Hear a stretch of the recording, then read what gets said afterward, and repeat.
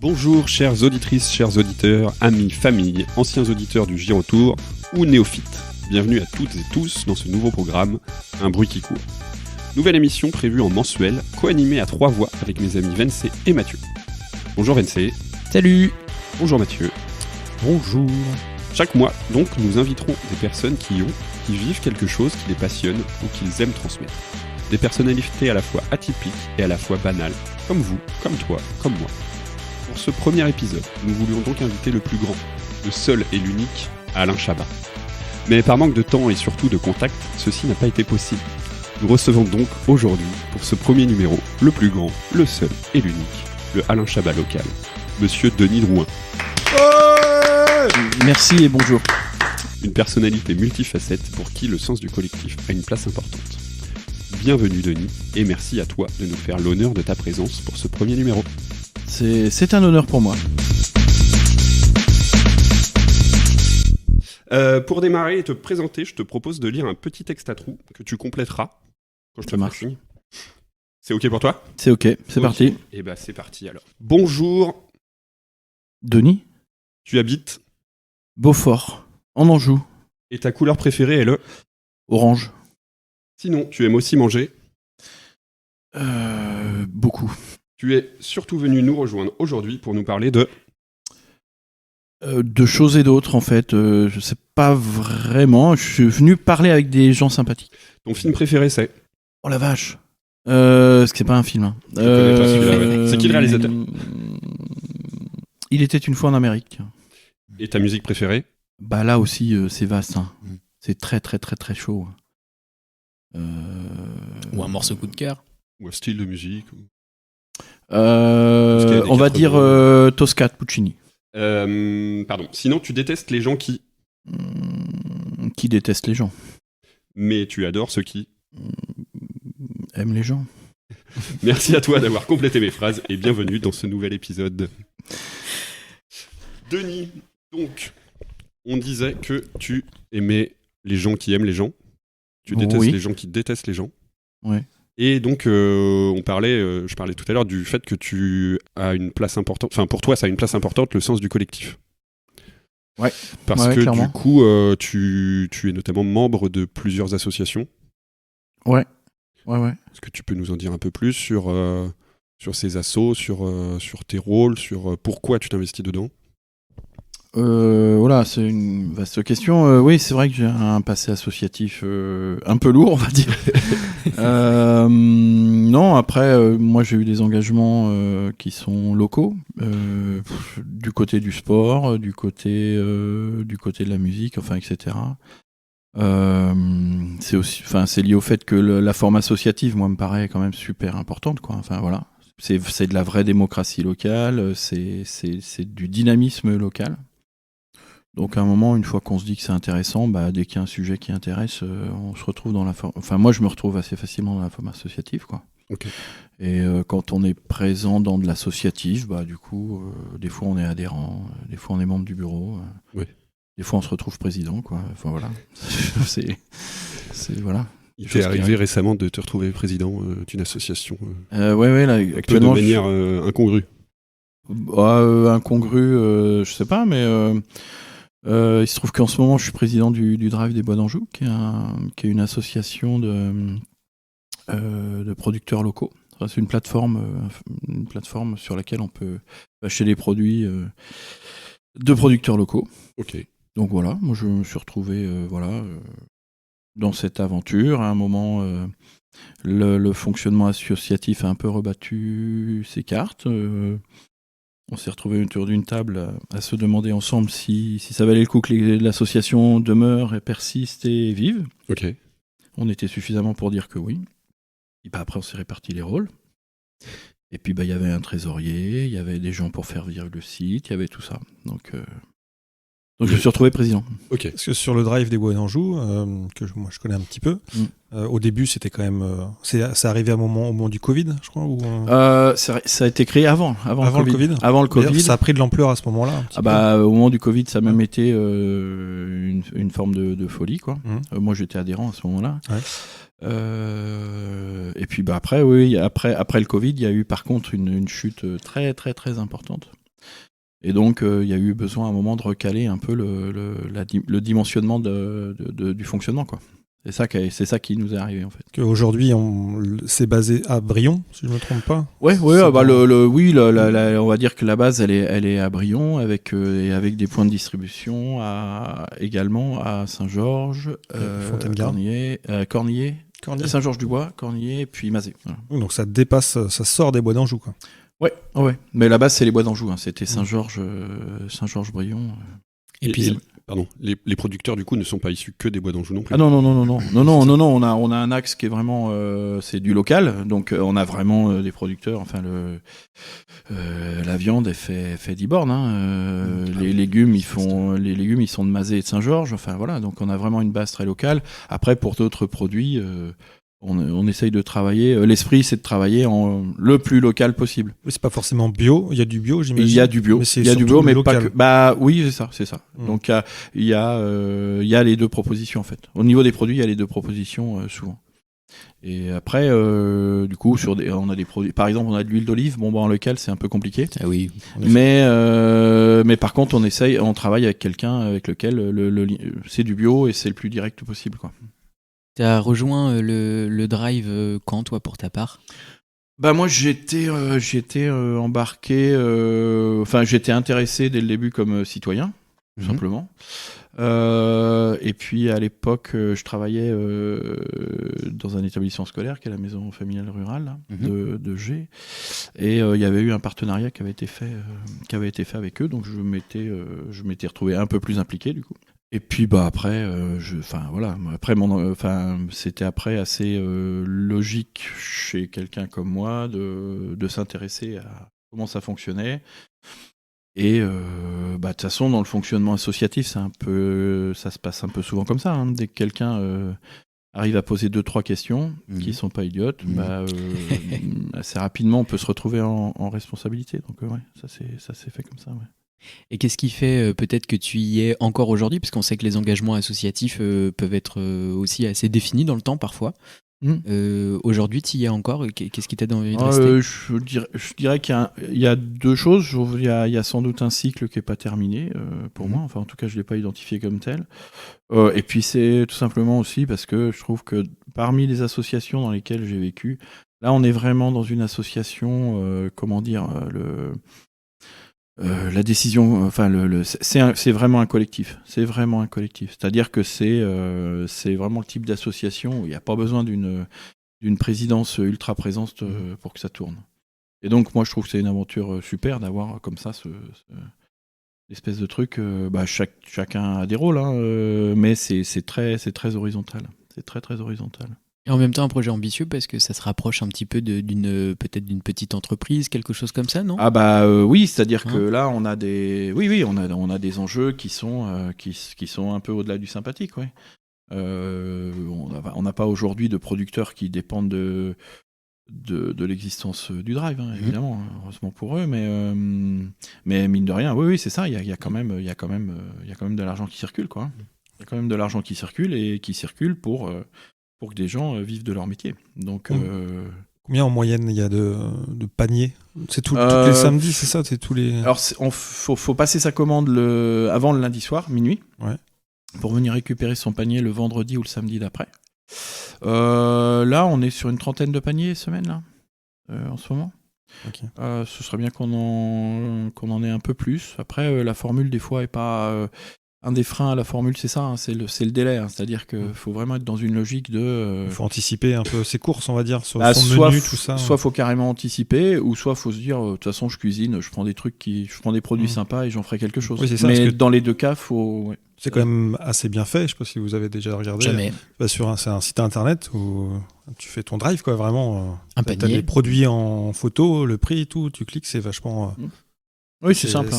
C'est très très bien fait. C'est simple. Le seul truc, c'est que tu cliques pas pour avoir ton panier le lendemain. Donc effectivement, tu arrives au jeudi, tu dis tiens, j'ai du monde ce week-end. Ah bah non, c'est trop tard. Tu nourriras pas les gens avec ton panier. Et à l'inverse, par exemple des AMAP, où des fois tu as le panier, tu sais pas trop ce que tu vas trouver le samedi. Là, tu sais exactement combien ce que tu as commandé au gramme près, quoi. Je veux dire, oui, tu fais tes courses. Tu fais tes courses à distance, c'est ça. Mais c'est du local. Du coup, tu disais donc c'est un site internet, c'est pas rien de monter un site de e-commerce là. Comment ça s'est monté à l'époque? Est-ce que vous aviez quelqu'un qui avait des compétences particulières? Vous avez externalisé? Ça s'est fait comment? Non, c'est externalisé dès le début du projet. Moi, j'étais pas là au moment où ça se construisait, mais il y a une entreprise qui met à dispo une plateforme animée, etc. Alors après, nous, il faut qu'on l'alimente, il faut qu'on comprenne comment elle fonctionne, il faut qu'on forme les... C'est pas moi qui le fais, mais dans l'association, il y a quelqu'un qui forme les nouveaux producteurs pour qu'ils puissent aller sur la plateforme, indiquer quel produit, les quantités, etc. etc. Donc l'asso, le Drive, en fait, a vraiment un rôle de lien, de connexion mise en relation, entre producteurs et consommateurs. C'est vraiment ça. L'objet, c'est le lien entre le producteur et le consommateur. C'est un outil de lien direct. C'est un outil de lien direct. Et c'est vous qui choisissez les producteurs. Vous pouvez aussi refuser ou... Oui. Il y a des fois on refuse parce que ça va amener une concurrence qui ne convient pas, le type de produit ne complète pas. On raisonne quand même en termes de gamme parce que si tu as 18 producteurs de confiture et que le jour où tu as besoin d'un pot de confiture, tu es obligé de scroller pendant un quart d'heure, il y a zéro intérêt. Et puis du coup, les producteurs qui arrivent, ils vont vendre... Les gens savent scroller sans intérêt. Oui, mais du coup, on va pas défendre le modèle. On vient de dire que le but c'était de faire du lien entre les gens. Il faut venir chercher sa commande. Il y a le côté humain aussi de la chose, j'imagine. C'est ça. Pas ton coffre comme ça en 3 secondes, c'est un peu plus que. Voilà, c'est un fonctionnement avec des bénévoles qui remettent le panier. Enfin voilà. Et en parlant de bénévoles, donc tu disais une trentaine de paniers hebdomadaires, c'est ça. Combien vous êtes de bénévoles actifs pour faire tourner toute cette petite machinerie? De gens qui agissent vraiment de façon hebdomadaire, il y a 3... Enfin, non, ça fait une dizaine de personnes en fait. Ça fait une dizaine de personnes qui vont s'occuper de la trésorerie, de l'accueil des produits, du tri, etc. Et on a juste un coup de main d'un salarié le vendredi pour la distribution des paniers, parce que là, il faut vraiment les emmener, etc. Et donc ça, c'est juste là, on s'est autorisé à avoir quelques heures un salarié. Mais autrement, le reste, c'est du bénévolat, tout ça. Je vous propose de faire une petite pause dans cette discussion. Notre ami Mathieu nous a concocté un petit jeu.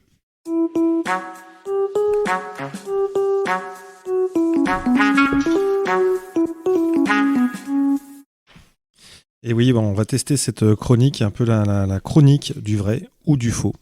Donc l'idée, c'est que je vous donne un énoncé. Vous dites, d'après vous, si c'est vrai, si c'est faux. Il y a des choses plus ou moins peut-être drôles, d'autres aussi sérieuses. Des fois, il faut être un peu sérieux. On répond tous en même temps. Alors vous pouvez, on va tester. C'est écoutez, au plus rapide. C'est une première. Attention, vous avez droit qu'il y ait une seule réponse. En tant que mini Chabat, il n'y a pas les deux. Très bonne question. Vrai, faux ou les deux. Non, c'est une chronique un petit peu sérieuse quand même, mais non, il y a pas les deux. Pour l'instant, en tout cas, il y a pas les deux. Donc là, la première, c'est une, ça porte sur la marinière. Vous savez la marinière, donc rayée, la France, tout ça. Auchy. Alors la marinière originale, la première française, elle comporte 21 rayures. Voilà. Pourquoi ? Est-ce que moi, je vous le dis, c'est en référence. Donc c'est Jean-Paul Gaultier qui l'a créé. Et c'est en référence à ses conquêtes. Donc Jean-Paul Gaultier aurait créé la première marinière à 21 rayures, en référence à ses conquêtes. La marinière de Gaultier porte 21 et ça sera à cause de ça. Parce que la première marinière, c'est pas Jean-Paul Gaultier. C'est Jean-Paul Gaultier. Ah, non, c'est faux. C'est faux. C'est faux. Est-ce que c'est vrai aussi? Si Mini Chabat dit faux, moi je dis faux. Eh bien... Je vais suivre l'avis d'Alain. Eh bien, oui, c'est bien ça, en effet. Donc, la vérité, c'est Napoléon qui a créé la marinière. Et c'est en fonction de référence à ses nombres de victoires. Ouais, il avait 21 victoires et il a créé une marine. Très bien. Et pas des conquêtes, des victoires. Ah, c'est une conquête territoriale Voilà, pour le coup. C'est ça. En nombre de défaites, il devait pas être loin non plus, hein, parce que c'est pas bien terminé quand même l'affaire. Alors, il a dû la faire, la marinière, à un moment donné, avant de... Oui, parce que Ouais, du ça coup, part. au bout après la première victoire, ça fait pas trop ça une fait un peu marinière. con Quoi. s'il Ça fait doit juste enlever, une bande, s'il quoi. doit enlever des bandes ou faire une autre couleur, c'est un peu... Voilà. Ça aurait pas eu le même Une rendu. bande bleue pour une Et victoire, une Jean-Paul bande Gaultier. rouge pour une défaite. Et Jean-Paul Gaultier, après, aurait été bien drapeau. emmerdé. C'est vrai que dans la mode, Napoléon est moins resté quand même. Oui, en effet. J'aurais pu faire une transition sur Sarkozy, mais en fait, j'ai pas fait. Mais bon, Bah, il a raté. Hein. je ferai une transition dictateur. sur la Banque Centrale Européenne. Oh la vache. Ouais. Dure la transition. Ah, oui. La Banque Centrale Européenne a publié très récemment une note dans laquelle elle conseille aux citoyens de garder environ une centaine d'euros en argent liquide chez soi, Mhm. par personne. Vrai ou faux? Non, c'est faux. Faux. Non. Vrai par esprit de contradiction. Eh bien, c'est vrai. Ça a été Oh. publié le 24 septembre, donc il y a Bam. vraiment très très récemment. Et c'est là où ça fait un peu peur, je trouve. L'idée, c'est d'éviter, c'est pour éviter les moments où un coup d'angoisse ça provoque une soudaine demande de cash qui pourrait éventuellement déstabiliser le système. Donc après avoir publié ça, tout le monde va retirer ça. Voilà, exactement. Et moi, ça me fait, c'est un peu flippant, je trouve quand même sur soi la Banque Centrale Européenne qui dit retirer du cash. Tu te dis mais pourquoi ils anticipent quoi? Ça fait un peu flipper. Et si je retire 100 balles, il n'y a plus rien sur mon compte. Quoi. Aussi. Et puis il faut pas les perdre. Faut savoir où tu les as rangés. C'est ça le truc. C'est vrai.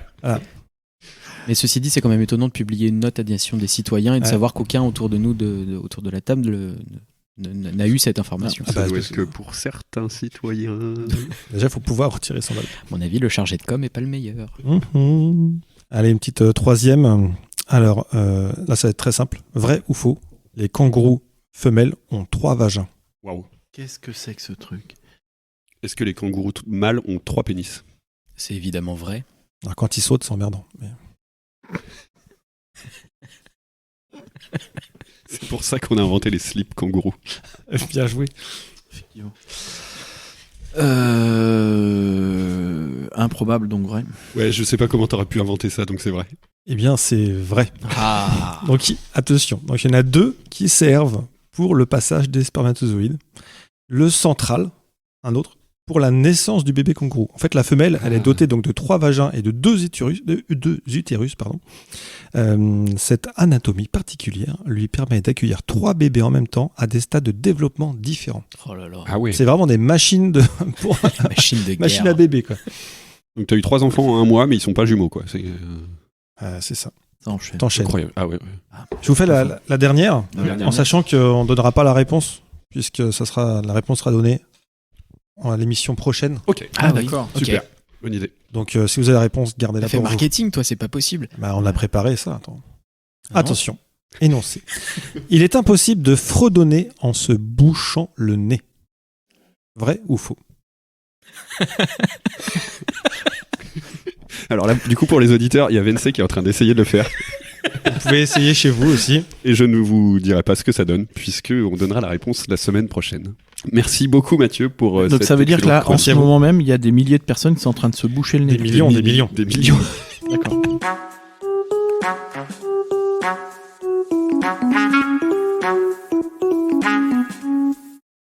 Merci beaucoup, c'était un vrai moment d'apprentissage tout en s'amusant. Apprendre en s'amusant. Curiosité, je dirais, moi. On pourrait l'appeler comme ça ta chronique, je pense. Apprendre en s'amusant. Revenons à notre ami Denis. Donc, riche de ses expériences associatives. On a parlé du drive, mais tu ne fais pas partie que du drive. Moi, je me posais une question, c'est quelle est ta première expérience associative? Pardon. Technique. Si, c'est le basket. Ouais. Ça va être le basket. Auquel, Où là, il y avait de l'association. Oh, c'est. en tant que joueur, du coup, au départ. Là, je vous parle du siècle dernier. Donc, je vous parle des années 90, début des années 90. Ok. Fin des années 80. Ouais. Donc, t'étais tout jeune. Et tu te lances. Tout jeune. ouais, c'est ouais. Jeune adulte, très jeune adulte, ouais. Il était plus jeune.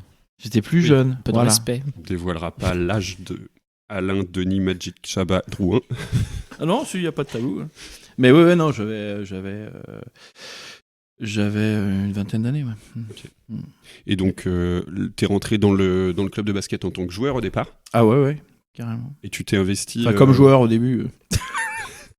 Si on appelle ça un Non, en fait, c'était très très bizarre. C'était une équipe qui. Comme remplaçant.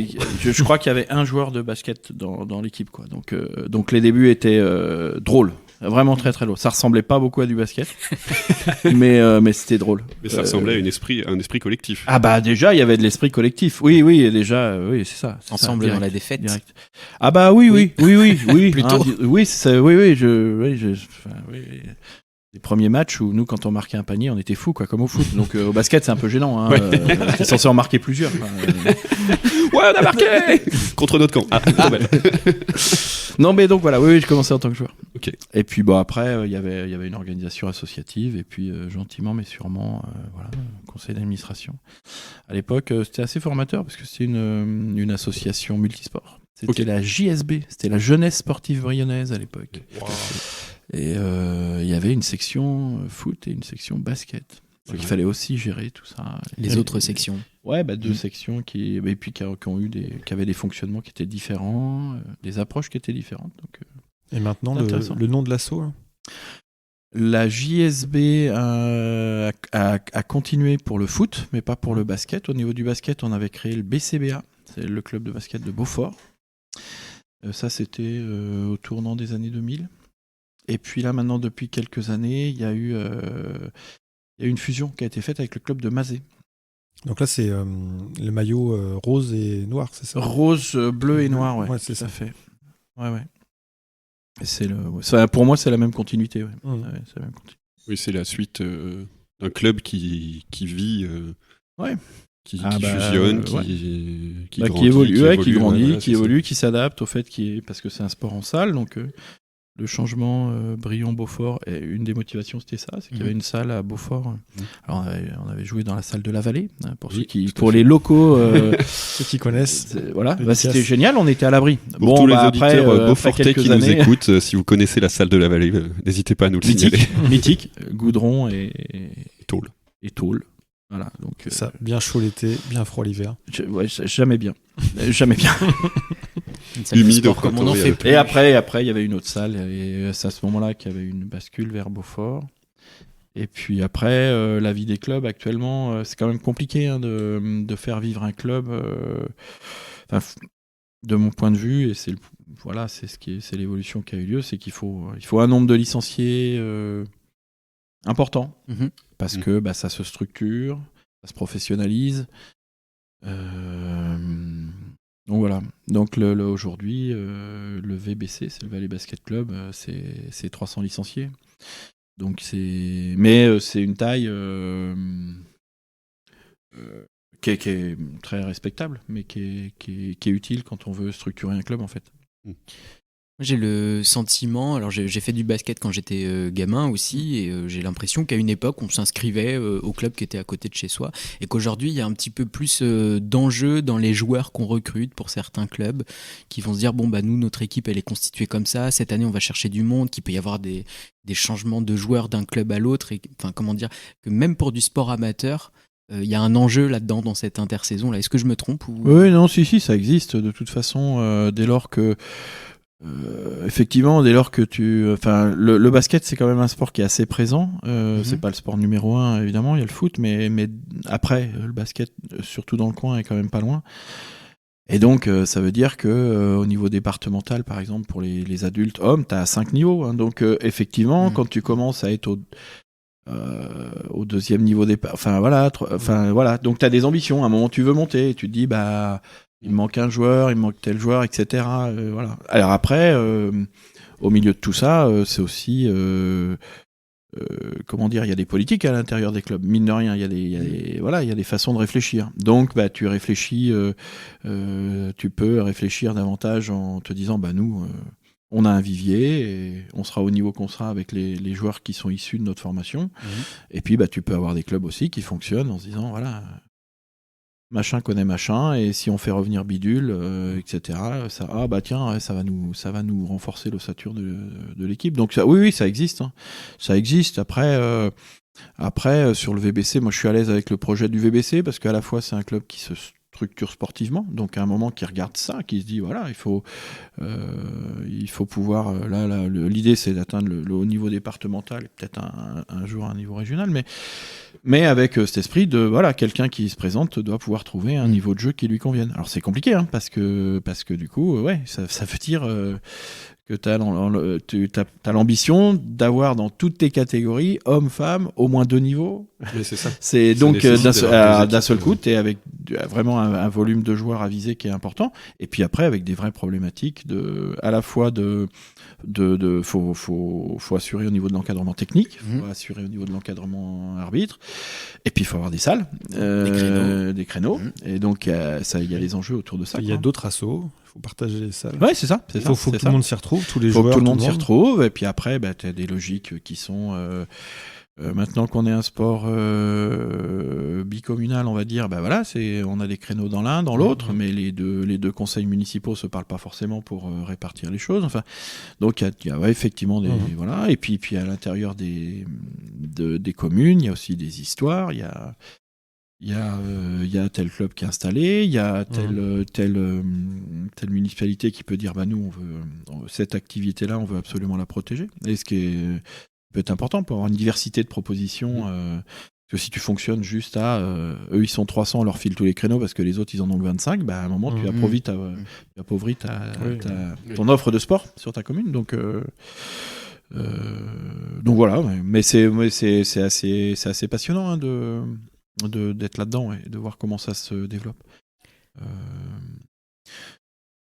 Pour rebondir aussi, un des derniers aspects qui est important, c'est quand même la structuration de l'encadrement technique et la professionnalisation, qui fait que moi j'ai connu des époques où c'était ultra bénévole. Ça veut pas dire que c'était pas parfois de qualité, mais c'était ultra bénévole, etc. Des gens qui recevaient un peu d'argent pour des frais kilométriques, des machins comme ça. Aujourd'hui, on salarie quelqu'un. Et, qui fait la majorité des entraînements. Qui fait la majorité des entraînements. Et puis tous les encadrements techniques d'entraînement sont professionnalisés. C'est compliqué. Donc après, on n'est plus... Trouver un pro qui encadre, c'est compliqué. Là-dessus, ça va pas être trop compliqué. Ce qui est, à mon sens, compliqué, c'est de trouver la bonne personne par rapport à ton projet. Quelqu'un qui adhère, qui a les mêmes valeurs que le club, les mêmes valeurs, qui techniquement, par rapport aux attentes que tu peux avoir, etc., match bien. Donc, des gens qui veulent faire du sport et de l'encadrement sportif leur métier, il y en a. Après, il faut trouver la bonne personne. Et donc après, la problématique, elle est d'ordre financier. Vraiment, c'est-à-dire qu'après, comment on paye quelqu'un. Et puis d'un point de vue associatif, moi, par rapport aux différents vécus associatifs que j'ai eus, là, d'un seul coup, c'est autre chose. Parce que quand tu es une association qui emploie, pour moi, il y a vraiment... si on doit catégoriser, il y a quand même 2 catégories d'associations. Et quand une association commence à salarier, là, on est sur autre chose. Les responsabilités sont pas les mêmes, il y a plus d'argent, et puis même tout simplement la loi. C'est voilà. C'est ça, il y a une réglementation. Un jour, tu peux avoir les prud'hommes qui viennent te voir, quoi. Et donc tu te dis au début, c'était pour donner un coup de main. Je voulais que le club de mon gamin, etc. Et puis si tu te retrouves président, t'as des trucs à assumer qui sont. T'es chef d'une petite entreprise, quoi. Ouais, surtout quand t'es dans des petites associations qui n'ont pas de cadre forcément pour encadrer les autres salariés. Là où, quand tu es sur un gros équipement, c'est un peu plus, simple de dire c'est pas mon job. Comme tu dis, au départ, tu te proposes pour être président d'une asso, et puis en fait, tu te retrouves RH, gestionnaire de paye, ce genre de choses. Quoi. Donc, moi, je trouve il y a un vrai enjeu de comment tu gardes des dynamiques associatives, tout en te retrouvant parfois à des endroits où tu te dis, purée, on est devenu une petite entreprise, quoi. Et donc, tu as des logiques d'entreprise, c'est-à-dire que tu recrutes des compétences, etc. Et dans le développement d'associations, moi, je pense que c'est des questions qui arrivent tout le temps. Ça, quand tu te développes, et puis quand tu dis qu'à un moment, il va falloir salarier quelqu'un, par exemple, c'est des questions. Alors, c'est des questions qui peuvent être bizarres, parce qu'au début, tu te dis, non, tout ça fonctionne sur la bonne volonté, et ça fonctionne sur la bonne volonté. Mais tu peux te retrouver à des endroits où la bonne volonté ne suffit pas. voire même met en danger l'association. Oui, c'est ça aussi. Donc, ouais, c'est des zones un peu sensibles, hein, ça. Après, heureusement, il y a aussi des réseaux qui sont là pour accompagner. Après, je suis pas sûr qu'ils soient toujours bien connus, mais je sais que sur Angers, il y a pas le comité olympique départemental, peut-être. Oui, si. Et puis les fédés sont en appui. Enfin voilà, il y a du travail. Enfin oui, il y a ça à faire. Mais c'est sûr que sur ce type d'assaut, quand tu commences à devenir dirigeant, ouais. Enfin, T'as intérêt à t'équiper un petit peu, quoi. Ouais, faut ou avoir une expérience personnelle qui te permet d'aborder ça assez sereinement et sans tomber de ta chaise quand il y a un truc un peu touchy à gérer, quoi. Ça, ouais. On parlait de la Fédé, là. Je sais qu'il y a certaines Fédés au national qui développent des projets qui sont pas toujours tournés vers le sport, mais qui s'orientent peut-être un peu plus sur une entrée éducative, de loisirs, ce genre de choses. Est-ce que la Fédération française de basket est un peu sur ce créneau-là ou pas forcément? Oui, si. Il y a la Fédé développe alors il y a du basket de remise en forme, il y a tout ça. Enfin, il y a le 3-3 aussi qui s'est développé aussi. Mais à la fois c'est pour diversifier l'offre et puis utiliser le ballon orange pas simplement pour faire des matchs 4 cartons, enfin voilà, classique. C'est aussi parce que il y a la pratique de base, c'est quand même un entraînement régulier, être pris tous les week-ends. Et donc, quand on aime son sport et que la vie personnelle le permet, ça roule. Mais des fois, il y a des gens qui aiment le basket et qui peuvent pas avoir ce niveau d'engagement-là. Donc, une pratique un peu plus autre peut davantage convenir. Ouais. Merci beaucoup, Denis, pour toutes ces explications sur une autre association dont tu fais partie, le du coup VCB, Valais Basket. VBC, pardon. Valais Basket Club. Absolument. Très bien. Je vous propose maintenant de passer à un nouveau temps de cette émission, une petite chronique proposée par Vencé, qui est plutôt sous forme de QCM. Effectivement, on va jouer ensemble et je vous propose un petit jeu. quiz autour d'un engagement dont on n'a pas parlé pour toi, Denis. Donc comme je disais, on a passé beaucoup de temps sur la préparation de cette émission. Ce jingle est vraiment magique. Je veux que tu le gardes à chaque fois. Ah, c'est parfait. Ouais. En fait, quand tu parles et que tu appuies sur le bouton, c'est bien plus simple que quand... Bon, bref. Ouais. Considération technique. Denis, il me semble que tu es ou tu as été, en tout cas je croise les doigts pour que ça soit oui, bénévole à la bibliothèque peut-être. Oui. Oh là là là là. Oui. Je me suis dit ça y est, je me suis trompé. La bulle amasée. Ah oui. Oui, historique. Ça fait très longtemps. Encore aujourd'hui. Ouais. Donc alors là, tu es bénévole dans 4 associations. Oui, mais là sur la bulle, j'y suis pas très régulièrement. Aujourd'hui, je dépanne de temps en temps. Je propose qu'avant la fin de cette émission, on fasse le point sur toutes les assos dont Denis a fait partie. Bon, l'émission va durer 1h30, mais en fait, ça va faire un agenda des associations. Non, mais la bulle, le forum des assos, c'est un endroit formidable. Ouais, j'en suis à 4 pour l'instant. Bon. J'en ai noté pas mal aussi. Donc moi, je vous propose tout simplement un petit QCM sur le bénévolat au sein des bibliothèques et la lecture publique de façon générale. Donc ça va être assez simple. Je vais vous poser une question. Je vous offre 4 possibilités de réponse et vous allez devoir trouver la bonne. Rien de plus compliqué. Ça marche. Vous êtes prêts ? Ouais. Alors, première question, à votre avis, combien y a-t-il, c'est une estimation, mais de bénévoles dans les bibliothèques françaises ? Est-ce que c'est 100 000, soit à peu près l'équivalent du nombre d'habitants de la ville de Tourcoing ? Tourcoing, Nouvelle-Ville, oui. Est-ce que c'est 70 000, l'équivalent de la ville de Colmar ? Est-ce que c'est 50 000, l'équivalent de la ville de Laval ? Ou plutôt 30 000, l'équivalent de la ville de Cachan ? J'avais envie de faire un petit clin d'œil à Cachan. Il y a beaucoup de bénévoles. Il y a plus de bénévoles que de salariés dans une bibliothèque souvent. Il y a aussi toute une partie du réseau, c'est du bénévolat direct, c'est associatif. Donc, à la fois 30 000, enfin, déjà, la première nouvelle, c'est qu'il y a beaucoup de monde quand même. Il y a beaucoup de monde. Entre 30 et 100 000. Ouais, c'est ça. J'aime bien Tourcoing quand même. Turcoing. Mais je propose la ville de Tourcoing. Alors, les petites moqueries, vous les mettez de côté, s'il vous plaît. Ah, c'est pas notre genre. C'était sérieux de base. Oups. Ah bah non. La deuxième là. C'est pas 100 000. Laval. Ah, j'ai pas dit. C'est Laval. 180, 170 000, 50 000 ou 30 000. 50 000 comme Laval. 50 Et du coup, ça veut dire que tous les bénévoles de bibliothèques de France habitent dans la même ville. Oui, Ah, voilà. exactement. Ah ouais. Et puis ils prennent des bus de bénévoles pour aller dans leur petite bibliothèque. Alors certains ils prennent des hôtels aussi parce que tu comprends. Ouais, parce Ça que prend si du temps tu- d'aller tu jusque fais une dans le sud permanence quand d'une on heure à habite Laval. Perpignan, c'est Putain, quand même pas c'est pratique, quoi. Il me fatigue. Non, bah alors c'est ni Laval, ni Tourcoing, Oh. ni Cachan. C'était 70 000. Il y a 70 000 bénévoles qui s'engagent dans les Bravo, bibliothèques. Eh ben. Ouais, c'est top. Quelle part des effectifs totaux de bibliothécaires les bénévoles représentent-ils? On a les bénévoles, les salariés. Alors, est-ce que c'est moins de 25%? Est-ce que c'est à peu près un tiers? Est-ce que c'est plus de la moitié? Ou est-ce que c'est les 2 tiers? Les bénévoles. bibliothèques professionnelles. Les bénévoles. Ah non, la Ah non, proportion les de bénévoles. bénévoles. Oui, la Les gens qui proportion de travaillent dans- bénévoles. Exact. Donc La proportion 25. de bénévoles. Soit à peu près 25, à peu près un tiers, à peu près la moitié, ou à peu près 2 tiers. 2 tiers. Ouais, je dirais ça aussi. Je pense qu'il y a énormément de bénévoles qui font 2 vivre. tiers aussi, ouais. Effectivement. 2 tiers des personnes que l'on croise dans les bibliothèques Ouais. sont. Et sont donc des il y a bénévoles. 70 000 bénévoles. Il faut manager quand même ces bénévoles. C'est quand même Ouais, ouais. pour ceux qui y travaillent. Il faut les former. Ouais, il faut les Ouais. former, il faut les manager, il faut gérer les plannings, etc.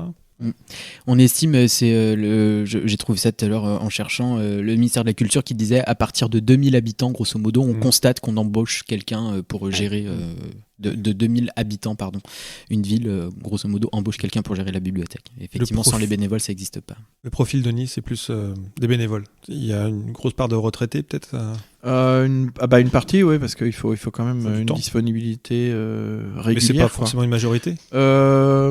Je sais pas, à la bulle. Non, on est pas mal à être encore en activité. Hein. Ouais. Parce que la bulle il y a beaucoup d'ouverture à la bulle en fait, et donc il y a possibilité. Le samedi par exemple, tu peux. Toute la journée. Ouais. Donc non, moite-moite, je dirais comme Moite-moite. ça. Je vais pas vérifier, mais ouais. Non, il n'y a pas que des bénévoles. Il n'y a pas que des retraités. Mais heureusement qu'ils sont là. C'est quand même... Les retraités. Oui. Ah bah oui. Oui, forcément. Et ce qui est bien, c'est de savoir que c'est du coup un lieu de mixité générationnelle, puisque c'est vrai que dans beaucoup d'assauts, on retrouve pas mal de. Ah bah oui, clairement. Allez, une dernière petite question plutôt en lien avec notre sujet aujourd'hui. En fait, en 2022, il y a un rapport qui est sorti. Et à votre avis, d'après ce rapport, combien de Français, quel pourcentage, a déjà écouté un livre audio? Est-ce que c'est 10%, 32%, 62% ou 50%? 10. Ouais, Je pense 10, 10. c'est pas beaucoup. Eh ben non. Autour de la table, Ah qui a ouais écouté un livre audio? Pardon, c'est pas radiophonique de lever la main.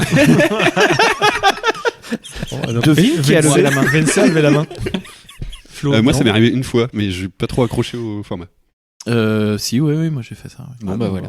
Bon, Ah, Ah, donc on mais- est 3 sur 4. Donc c'est 32% des Français qui ont C'est te déjà dire le écouté niveau un qu'il y livre a. audio. Ah, nous, on Il y a un double. niveau aujourd'hui. Ah ouais, on Ouais. rigole pas. Merci beaucoup, Vince, pour Merci. ce petit moment de culture, justement. On avait parlé, les gars, que moi je vous fasse une petite chronique surprise. Ouh, les Voilà, c'est la surprises. surprise. Ouais, c'est la surprise. La surprise. Avant ça, je voudrais juste, comme on disait, quand même revenir, lister juste toutes les assos dont tu fais ou tu as fait partie, Denis, prendre juste 2-3 minutes pour faire ça. Parce que je pense que ça peut être intéressant de voir Donc, on un a peu ton palmarès, quoi. on a parlé du drive, on a parlé du basket. Mm. On vient de parler de la bulle. Il y en a une quatrième. Alors, la bulle, oui, c'est du bénévolat. C'est pas associatif, mais. Oui, Ouais.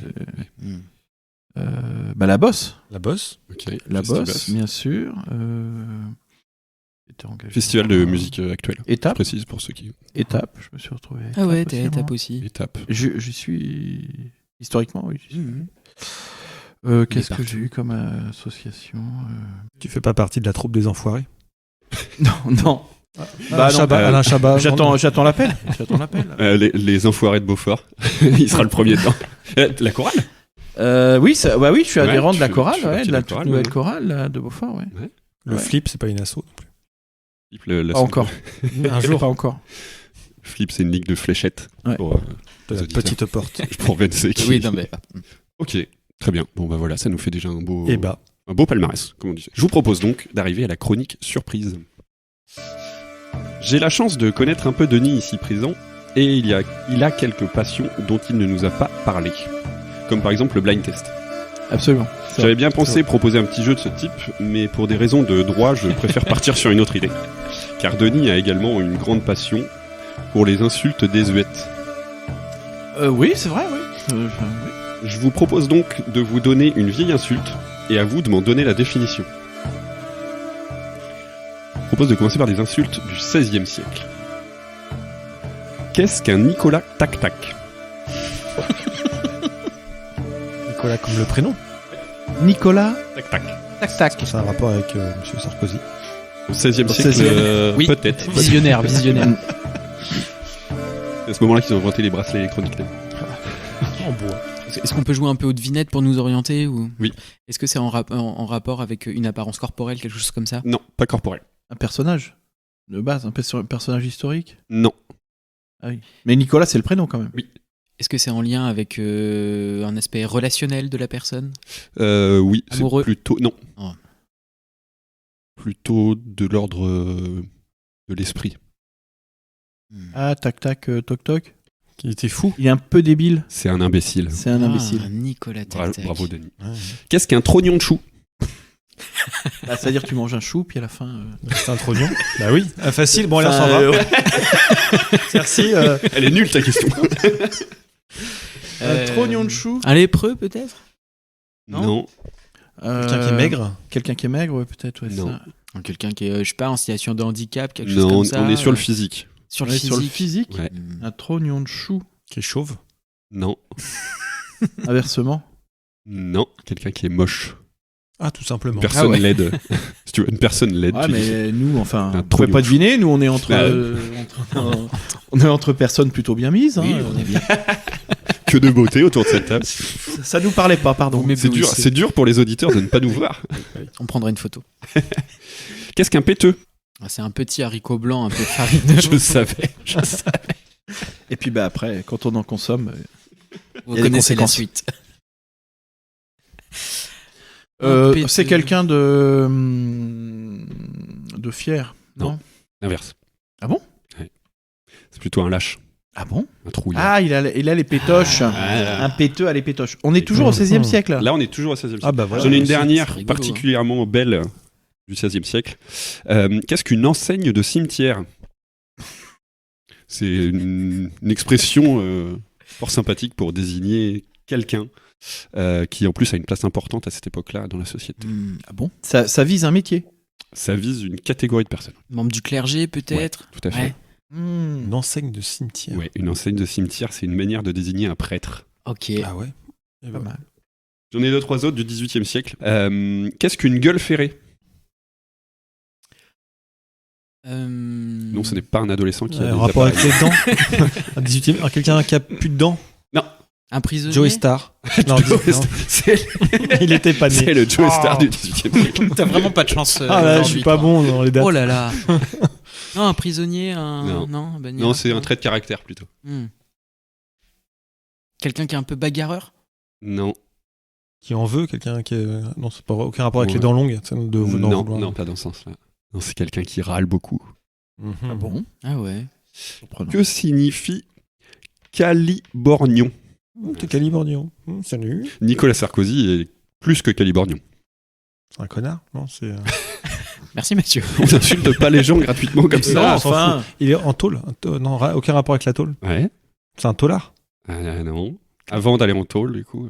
Un accusé. Avant d'être accusé. Un voleur. Un suspect. J'aime beaucoup celle-là.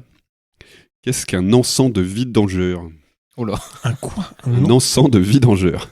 C'est une insulte. Espèce d'encens de vidangeur.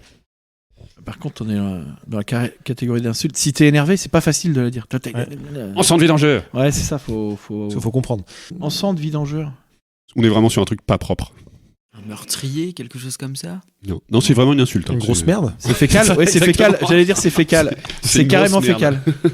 C'est une grosse merde. C'est une grosse merde. L'encens de vidange. Ouais. Ah, la violence du propos. Eh ben, je crois que quand même c'était plus imagé à l'époque. Hein. Et la On dernière, un cogne fétu. C'est une caractéristique morale d'une personne. Tueur d'enfants. Comme Pas- un cogne fétu. Non, c'est pas aucun lien avec le fœtus. Ah, je sais pas. Cogne fétu, je sais pas. Un imbécile. Non. Plutôt un. Une bite. Toujours aucun rapport avec. Non, c'est plutôt une caractéristique morale. trait de caractère. Un trait de caractère qui est rarement apprécié. Un menteur? Non, il y en a un dans la culture populaire qui est représenté sous forme de canard avec un chapeau. Ah, un Gripsou. Picsou, ouais, c'est ça. C'est un radin. D'accord, un avare. Un avare. Bravo, messieurs. Bravo à J'espère toi. que je vous ai appris plein de choses. Magnifique. Tout ça. Et Il faut qu'on les retienne maintenant. Vous allez pouvoir qu'on enrichir s'en serve. votre vocabulaire. Ah oui, on peut essayer de les réutiliser prochainement. Du coup, on passe aux recommandations culturelles ou pas que vous pouvez avoir. Mathieu, as-tu quelque chose à nous recommander aujourd'hui ? Oui, une recommandation, en fait, ça vient d'une collègue à moi qui s'appelle Marine, qui est beaucoup sur LinkedIn en ce moment. Oui. Et voilà, donc des fois, elle me partage certaines choses. Elle a trouvé, en fait, c'était une DGS qui partageait ça, une DGS de filière dans l'Auvergne-Rhône-Alpes, qui en fait était en train de créer un jeu pour ses équipes jeunesse sur le thème du Burger Quiz. C'était sa réunion de pré-rentrée. Et voilà, nous on trouvait ça génial et on était un peu triste de ne pas nous réussir à faire ça parce que c'est vraiment des choses qui nous botteraient bien. Donc ça nous donnait vraiment beaucoup envie de faire un peu la même chose. Vince, as-tu quelque chose à nous suggérer ? Moi, je voulais vous parler de Empathie, qui est une super série qui est diffusée en ce moment sur Canal+, une série canadienne, qui est réalisée, je crois, par Florence Lompré et qui joue dedans, d'ailleurs, où on suit le personnage de Suzanne, qui est une psychiatre qui prend poste dans un hôpital psychiatrique avec des cas un peu lourds, et elle-même a quelques problèmes avec l'alcool, notamment, a une vie absolument chaotique. Et à travers ce personnage-là, on retrouve comment le travail, à un moment, peut parfois nous sauver, créer des liens avec certaines personnes. C'est extrêmement drôle. Vraiment, moi, c'est la première fois que je voyais une série canadienne et vraiment, on rigole. Leur humour, il est parfait. Que c'est quoi. drôle parce que ce que tu décris au départ, c'est ça. C'est extrêmement drôle. C'est vraiment humoristique. fait pour une être vie drôle. chaotique et qui a des problèmes avec l'alcool. C'est pareil, on a connu des personnes comme ça. Et dès le premier épisode, on est dedans, c'est magique. Thomas Nigel. Et avec Thomas Nigel, alors là, j'ai vu quelques les extraits, deux là, c'est le combo parfait. Denis, est-ce que tu as quelque chose à nous recommander, Oui, conseiller ? vite fait, je regardais sur mon téléphone Parcells, un groupe, ça va être de la reco musicale, oui. Parcells, je crois que c'est un groupe australien. Ok. Espèce de funk un peu light, c'est très feel good, c'est très sympa à écouter. T'écris ça comment ? Parcells, Parcels. Ok. C'est un groupe qui tourne depuis un petit moment, mais ils viennent de sortir un album avec 2-3 morceaux qui sont vraiment très bons. Enfin, que je trouve très bons. Et je me permets de compléter avec Paul McCartney, qui est pas vraiment un inconnu. Non, mais moi, je vous conseille d'y retourner. Enfin, je conseille à tout le monde de retourner régulièrement, aller chercher des grands anciens comme ça et de réécouter. Je suis retourné y voir grâce à un album de BD de quelqu'un qui s'appelle Bourris. C'est Bourhis, je crois. Qui a fait une BD sur cette période où McCartney doit se réinventer, puisque les Beatles sont en train de se séparer, ou se sont séparés. Et puis lui, il va falloir qu'il sache ce qu'il devient, et c'est une période vraiment compliquée pour lui. Et cette BD raconte très bien comment il va rebondir, et il va être... McCartney, je pense que c'est quelqu'un dont on ne mesure pas la trace, parce que c'est quand même... la moitié des Beatles, donc c'est déjà énorme, et c'est un mec qui tourne depuis et qui fait des trucs vraiment formidables, et donc je vous invite à retourner dans les albums du début des années 70. Okay. Pourquoi pas, après avoir lu cette BD de Boris, dont j'ai pas le titre, mais que vous retrouverez si vous cherchez. On la retrouvera et puis on la partagera sans problème. McCartney. Très bien, super, merci Denis. Merci Denis. Et Flo, pour toi, qu'est-ce que tu nous recommandes ? Moi, je recommande un autre podcast. C'est pareil, c'est pas quelque chose de nouveau. Je pense que certains connaissent déjà. Le podcast de Kian Kojandi et Navo, qui s'appelle Un bon moment. De ce que j'ai cru comprendre, il devrait être en train d'enregistrer une nouvelle saison. Donc ça devrait bientôt ressortir, même s'il y a déjà plus de 80 épisodes en ligne actuellement. Les amis, un dernier mot avant de conclure ? Écoutez, moi je suis ravi d'avoir accueilli Denis aujourd'hui pour cette relance, c'était bien chouette, merci d'avoir été avec nous. Ah ben moi ravi, j'étais ravi. J'étais très content parce que je me faisais souvent la réflexion en écoutant la radio qu'on s'intéresse à la vie des gens, on s'intéresse à la vie de gens connus. Puis des fois, c'est intéressant, mais pas. Et je trouve que c'est bien de s'intéresser aussi à la vie de gens normaux en fait, parce qu'ils ont des choses à dire. Donc j'étais content de faire ça. trouvais que c'était dans cet esprit-là. Donner la et que parole. le travail que vous faites va dans ce sens-là. Et donc, je vous félicite et je vous encourage. Merci Denis. Merci. Ça fait plaisir. Mathieu, un dernier mot?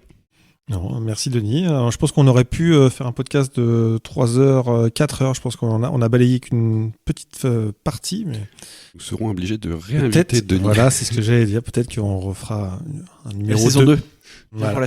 Pour l'ouverture de la saison 2. Exactement. Ok, avec plaisir. Pourquoi pas. Moi, je suis partant. Nous arrivons donc à la fin de ce premier épisode. Nous reviendrons une fois par mois avec cette nouvelle émission Un bruit qui court sur Spotify et autres plateformes partenaires ainsi que YouTube. Merci beaucoup Denis, le Alain Chabat local, pour ta confiance et ta participation aujourd'hui. Ce fut un vrai plaisir de t'accueillir. Merci Vincé de relancer ce projet. Que penses-tu de notre stagiaire? Est-ce qu'on le garde? Bah, en vrai, moi, je trouve qu'il fait vachement bien le taf, quoi. Il est investi, il prépare bien son boulot et puis il s'intéresse aux gens et ça, c'est le plus important. C'est beau. Je peux continuer. Merci Mathieu de nous rejoindre dans cette aventure. Es-tu OK pour revenir le mois prochain? Eh bien, pas de problème. Ouais, bienvenue Mathieu. Bienvenue Mathieu. Merci à vous. Merci chères auditrices et chers auditeurs pour votre écoute et n'oubliez pas de nous envoyer vos réponses au quiz de Mathieu sur Instagram ou par mail legirotour@gmail.com. La réponse vous sera donnée au prochain épisode. Merci à tous et rendez-vous le mois prochain. D'ici là, portez-vous bien. Bisous.